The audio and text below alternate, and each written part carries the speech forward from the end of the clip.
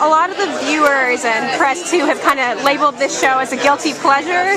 What do you think of that classifying? I think it's a wonderful guilty pleasure. Yeah. Why not? Sure. What label do you want to affix to it? It depends on who you are, really.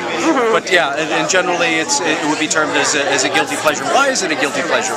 You shouldn't be watching it. I don't know. You shouldn't be getting Maybe revenge. it's the soap genre. I'm not sure. I love it. I don't care about telling people I love it. So. And we're really at a turning point for the show right now as we get to the end of the summer. What is it like as actors on set? Does it feel any different, kind of going into this storyline with the trial and everything? For me, no, not necessarily. Okay.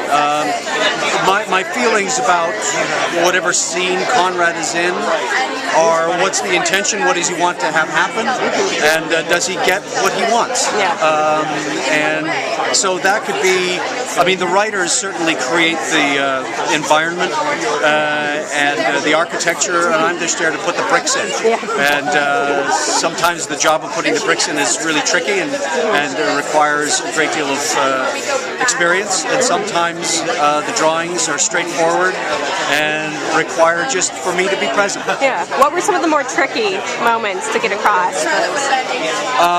Well, when you're some of the tricky moments are when I, Henry, have a difficulty relating to what is going on in terms of my daughter not being my daughter after so many years, and that's a tricky thing to convey in the genre of a soap opera. And so do your best.